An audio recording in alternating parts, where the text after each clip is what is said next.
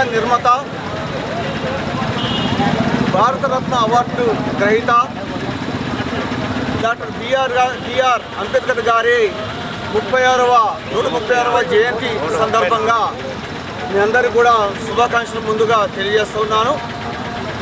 మీకు తెలుసు, ఇవాళ మనం అందరం కూడా ఈ టైప్ ఇక్కడ నిలబడి మాట్లాడుతున్నామంటే, అంచెలుగా చదువుకొని పైకి వెళ్తున్నామంటే అది అంబేద్కర్ గారి యొక్క దీక్షే. ఈరోజు చాలామంది ఎస్టీ, ఎస్సీ, బీసీ, మైనార్టీ వాళ్ళు చదువుకోవడానికి ఆయన ఆనాడే వీరికి విద్యాలయాలు ఏర్పాటు చేయాలని, హాస్టల్స్ ఏర్పాటు చేయాలని, విద్య చాలా ముఖ్యమైన పాత్రలో పెద్ద ప్రచారం చేశారు. అనంతరం అవి మొత్తం కూడా ఇవాళ ఒక కాయల్లా కాసి అందరికీ ఫలాలు ఇస్తూ ఉన్నాయి.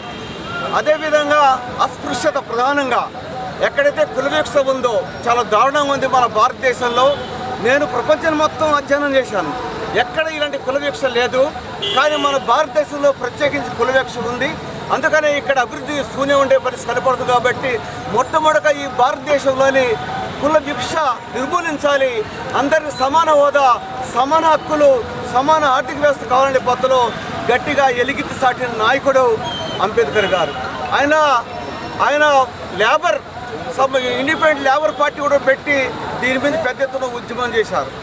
అనంతరం ఏంటంటే, మనకి స్వాతంత్రం వచ్చిన తర్వాత భారతదేశానికి రాజ్యాంగం రాయాలంటే ఇక్కడ ఎవరు లేరేమని చెప్పేసి మన నాయకులు చాలామంది లండన్ వెళ్ళి తెలుసుకుంటే వాళ్ళు అన్నారు, ఒరి పిచ్చోలా, మీ దేశంలోనే అంబేద్కర్ ఉన్నాడు, ప్రపంచంలోనే బాగా చదువుకున్న వ్యక్తి.